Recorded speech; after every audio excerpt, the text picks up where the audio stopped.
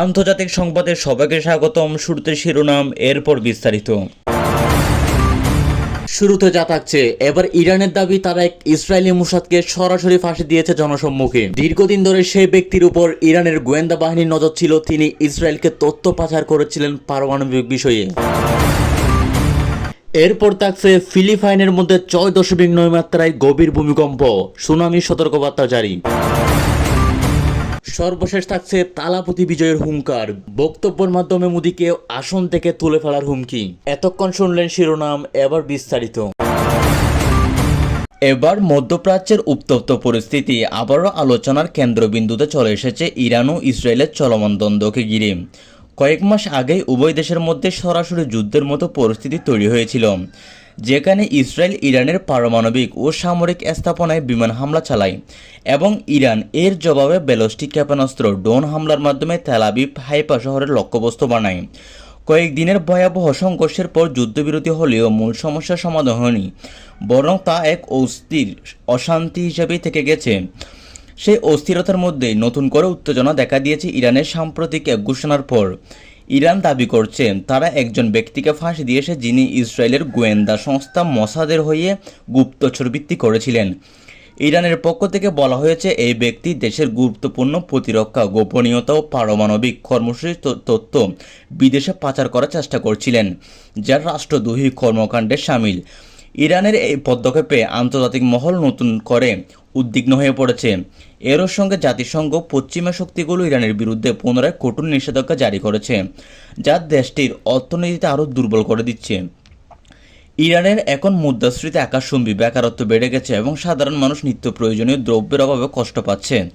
অর্থনৈতিক সংকটের পাশাপাশি জনগণ রাজনৈতিক অস্থিরতার মধ্যেও রয়েছে, কারণ ইসরায়েলের সঙ্গে চলমান দ্বন্দ্ব তাদের দৈনন্দিন জীবনে অনিশ্চয়তা তৈরি করেছে। অন্যদিকে ইসরায়েল এখনও ইরানের পারমাণবিক কর্মসূচি সরাসরি হুমকি হিসেবে দেখছে এবং তাদের প্রতিরক্ষা মন্ত্রীকে স্পষ্ট জানিয়েছেন প্রয়োজনে আবারও সামরিক পদক্ষেপ নিতে তারা প্রস্তুত। আন্তর্জাতিক বিশেষজ্ঞরা বলছেন ইরান ইসরায়েলের এই শত্রুতা মধ্যপ্রাচ্যের জন্য সবচেয়ে বড় অস্বস্তিকর একটি কারণ হয়ে দাঁড়াতে পারে, কারণ সংঘর্ষ বাড়লে এর প্রভাব সরাসরি লেবানন, সিরিয়া, ইয়েমেন ও গাজা উপত্যকায় ছড়িয়ে পড়বে। ইতিমধ্যে লেবাননের হিজবুল্লাহ এবং ইয়েমেনের হিতবিদ্রোহীরা ইরানের অবস্থান নিয়ে ইসরায়েলের স্বার্থে আঘাত হানতে শুরু করেছে। সমুদ্রপথে জাহাজ চলাচল হুমকির মুখে, যা বৈশ্বিক বাণিজ্য জ্বালানি সরবরাহে বড় প্রভাব ফেলতে পারে। এই অবস্থায় যুক্তরাষ্ট্র, রাশিয়া, চীন ও ইউরোপীয় ইউনিয়নের মতো বিশ্ব শক্তিগুলো উদ্বিগ্ন। তারা একদিকে কূটনৈতিক আলোচনার মাধ্যমে সমাধান খুঁজতে চাইছে, অন্যদিকে নিজ নিজ স্বার্থ রক্ষার জন্য অবস্থান শক্ত করছে। মানবাধিকার সংগঠনগুলো ইসরায়েলের সাম্প্রতিক বিমান হামলার সমালোচনা করেছেন, বিশেষ করে তেহরানের ইবিন কারাগারে চালানো হামলাকে যুদ্ধাপরাধ আখ্যা দিয়ে আন্তর্জাতিক তদন্তের দাবি তুলেছে। এতে বহু প্রাণহানি ঘটে এবং সাধারণ মানুষ আতঙ্কিত হয়ে পড়ে। সব মিলিয়ে পরিস্থিতি অত্যন্ত জটিল হয়ে দাঁড়িয়েছে। মধ্যপ্রাচ্যের বর্তমান বাস্তবতার স্পষ্ট হয়ে উঠেছে যে ইরান ইসরায়েল দ্বন্দ্ব আর শুধু দুই দেশে সীমাবদ্ধ নেই, বরং এটি পুরো অঞ্চলের নিরাপত্তা, বৈশ্বিক কূটনীতি নাড়া দিয়েছে। অনেক পর্যবেক্ষকের মধ্যে পরিস্থিতি দ্রুত নিয়ন্ত্রণ না আনলে নতুন করে বড় আকারে যুদ্ধ শুরু হওয়ার সময় ব্যাপক মাত্রা হতে পারে। আর সে যুদ্ধ হলে তা শুধু ইরান বা ইসরায়েলে নয়, বরং গোটা বিশ্বের জন্য মারাত্মক প্রভাব ফেলতে পারে। আজ ফিলিপাইনের সেবু প্রদেশে ভয়াবহ এক বিপর্যয়ের ঘটনা ঘটে গিয়েছে, যখন শক্তিশালী 6.9 মাত্রায় ভূমিকম্প পুরো অঞ্চলকে কাঁপিয়ে দেয়। ভূমিকম্পটির উৎপত্তিস্থল ছিল সমুদ্র তলদেশে, যার ফলে প্রথমে সুনামি সতর্কতা জারি করা হয়েছিল, যদিও পরে তা প্রত্যাহার করা হয়। স্থানীয় সময় সকালবেলায় সংঘটিত এই ভূমিকম্প মুহূর্তের মধ্যে চারপাশে আতঙ্ক সৃষ্টি করে এবং সাধারণ মানুষের জীবন থমকে দেয়। প্রত্যক্ষদর্শীদের মধ্যে প্রথমে প্রবল শব্দ শোনা যায়, তারপর মাটি কেঁপে ওঠে, ভবনগুলো একে একে ভেঙে পড়তে শুরু করে।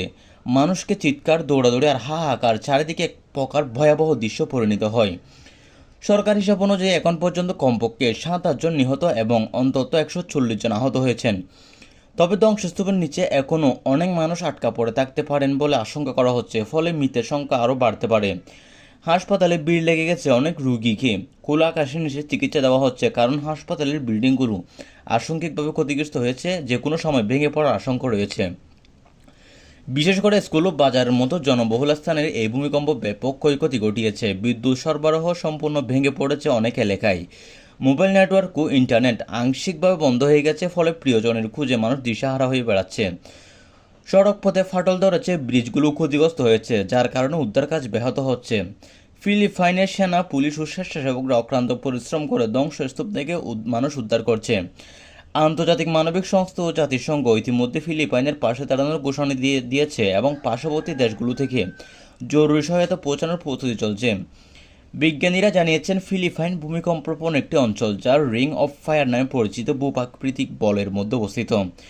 এখানে প্রায় ছোট বড় ভূমিকম্প ঘটতে থাকে। আজকের 6.9 মাত্রার ভূমিকম্প সাম্প্রতিক সময়ের মধ্যেই অনেক শক্তিশালী ও ভয়াবহ। বিশেষজ্ঞরা সতর্ক করেছেন যে ভূমিকম্পের পরও আরও বেশ সমস্যা থাকতে পারে দেশের মধ্যে। বিশেষজ্ঞরা আরও বলছেন, কয়েকটি আফটার আসতে পারে যেগুলোর মাত্রা 5-এর উপর হতে পারে। এই কারণে মানুষকে সতর্ক থাকার নির্দেশ দেওয়া হচ্ছে এবং অনেক এলাকায় জরুরি আশ্রয় কেন্দ্র খোলা হয়েছে। আতঙ্কগ্রস্ত মানুষ বাড়িঘর ছেড়ে খোলা জায়গায় অবস্থান করছে। অনেক পরিবার তাদের প্রিয়জনকে হারিয়ে সুখে কাতর হয়ে পড়েছে। শিশু বৃদ্ধদের নিয়ে মানুষের ভয়াবহ দুর্ভোগের চিত্র প্রকাশ পাচ্ছে। সামাজিক যোগাযোগ মাধ্যমে চারপাশে শুধু কান্নার শব্দ, ধোঁয়া, ধুলো আর ধ্বংসস্তূপের স্তূপ। এই দৃশ্য যেন এক দুঃস্বপ্ন। তবু উদ্ধারকর্মীদের নিরলস প্রচেষ্টার অনেক মানুষকে জীবিত বের করে আনা সম্ভব হয়েছে। দুর্যোগের ভেতর আশার আলো জ্বালাচ্ছে। ফিলিপাইনের প্রেসিডেন্ট জাতীয় টেলিভিশন দেশবাসীকে উদ্দেশ্য করে বক্তব্য রেখেছেন। তিনি নিহতদের পরিবারের প্রতি গভীর শোক প্রকাশ করেন এবং আহতদের জন্য দ্রুত চিকিৎসা ব্যবস্থা করার নির্দেশ দেন। পাশাপাশি তিনি আন্তর্জাতিক সম্প্রদায়ের প্রতি সাহায্যের আবেদন জানান, যেন ফিলিপাইন দ্রুত এই ভয়াবহ পরিস্থিতি কাটিয়ে উঠতে পারে। এখন পুরো বিশ্বে ফিলিপাইনের দিকে তাকিয়ে আছে। ভূমিকম্পে বিধ্বস্ত মানুষের কান্না, বেদনা শুধু ফিলিপাইনের নয়, সমগ্র মানবতার হৃদয় কাঁপিয়ে তুলেছে। বিশেষজ্ঞরা বলছেন, প্রাকৃতিক দুর্যোগ এই ঘটনাটি আমাদের আবারও মনে করিয়ে দিল মানুষ প্রকৃতির কাছে কতটা অসহায়। দক্ষিণ ভারতের সুপারস্টার ও নতুন রাজনৈতিক সেনসেশন থালাপতি বিজয় সম্প্রতি যে হুঙ্কার ছুড়ে দিয়েছেন তা ভারতের রাজনীতিতে প্রবল আলোড়ন সৃষ্টি করেছে এবং সরাসরি ক্ষমতাসীন বিজেপি ও প্রধানমন্ত্রী নরেন্দ্র মোদীর আসন পর্যন্ত কাঁপিয়ে দিয়েছে। চলচ্চিত্র থেকে রাজনীতির ময়দান তার প্রবেশকে অনেকে প্রথমে কেবল একটি কৌশলী পদক্ষেপ ভেবেছিলেন, কিন্তু বিজয়ের ধারাবাহিক জনসমর্থন, জনসভার বিপুল ভিড় এবং তরুণ প্রজন্মের মধ্যে অস্বাভাবিক জনপ্রিয়তা স্পষ্ট করে দিয়েছে যে তিনি কেবল একজন অভিনেতা নন, বরং ভারতের ভবিষ্যৎ রাজনৈতিক দাবিদার। সাম্প্রতিক এক বক্তৃতায় বিজয় সরাসরি সরকারের ব্যর্থতা তুলে ধরেছেন। তিনি বলেছেন, দেশের ক্রমবর্ধমান বেকারত্ব, লাগামহীন মুদ্রাস্ফীতি, মূল্যস্ফীতি, দুর্নীতি এবং সাধারণ মানুষের জীবনের নিরাপত্তাহীন মোদী সরকারের অযোগ্য প্রকাশ করে।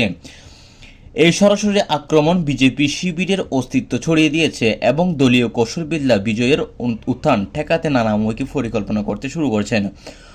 অন্যদিকে দক্ষিণ ভারতের গ্রামীণ অঞ্চল থেকে শহরের তরুণ প্রজন্ম পর্যন্ত সর্বত্র বিজয়ের নাম এখন আশা ও পরিবর্তনের প্রতীক হয়ে উঠেছে। রাজনৈতিক বিশেষজ্ঞরা বলছেন, দক্ষিণে তার শক্তি এতটা প্রবল যে আগামী লোকসভা নির্বাচনে জাতীয় পর্যায়ে বিজেপির জন্য বড় চ্যালেঞ্জ হয়ে দাঁড়াতে পারে। এমনকি বিজেপির ভিতর অনেক সংখ্যা প্রকাশ করছেন যে থালাপতি বিজয় যদি ধারাবাহিকভাবে রাজনৈতিক কর্মকাণ্ড চালিয়ে যান, তবে তিনি শুধু দক্ষিণ ভারতের নয়, সমগ্র ভারতের রাজনৈতিক অন্যতম শক্তিশালী নেতৃত্ব হিসেবে আবির্ভূত হবেন এবং একদিন প্রধানমন্ত্রীর আসনের জন্য মোদীকে সরাসরি চ্যালেঞ্জও জানাতে পারেন। ফলে থালাপতির এই হুঙ্কার এখন আর কেবল রাজনৈতিক মন্তব্য নয়, বরং মোদীর সরকারের ভবিষ্যৎ ক্ষমতার ভিত্তিকে নাড়িয়ে দেওয়ার এক সতর্কবার্তা হিসেবে প্রতীয়মান হচ্ছে।